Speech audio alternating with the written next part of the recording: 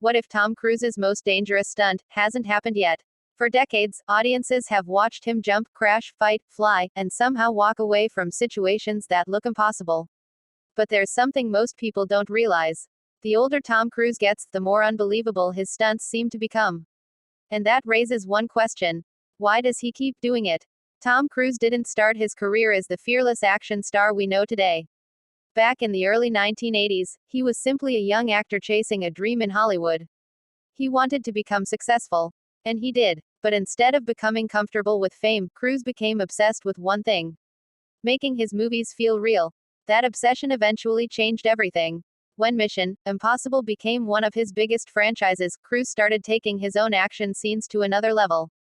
And then came the stunts that made audiences question what they were actually watching. For Mission Impossible Fallout, Cruise performed a halo jump from thousands of feet in the air.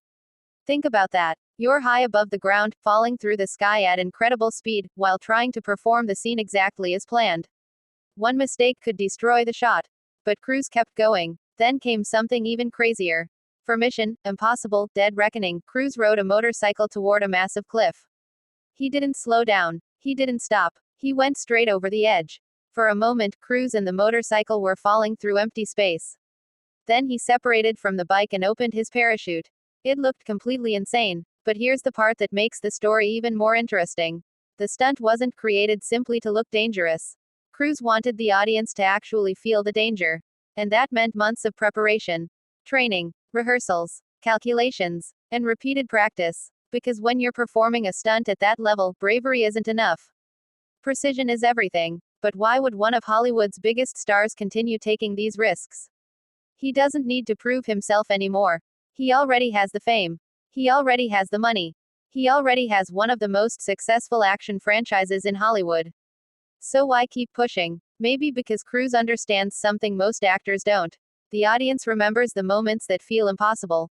They remember the jump. They remember the fall. They remember the moment when they thought, there is no way he actually did that. And Cruise has turned that feeling into part of his identity. But there's a problem. Every time he creates something unbelievable, the next movie has to go even further. And that's where things become really interesting. Because after everything Cruise has already done, what could possibly be next? Could he attempt something even more dangerous? Could he once again shock audiences around the world? Or has he finally reached the limit? Nobody knows. And perhaps that's exactly why people keep watching. Because with Tom Cruise, the question isn't whether the next stunt will be crazy. The question is, how crazy can it actually get?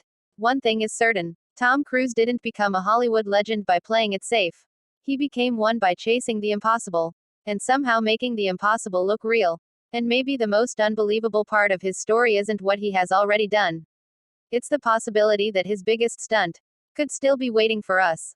If you want more incredible Hollywood stories, subscribe now, because the next one might leave you asking the exact same question. How is this even possible?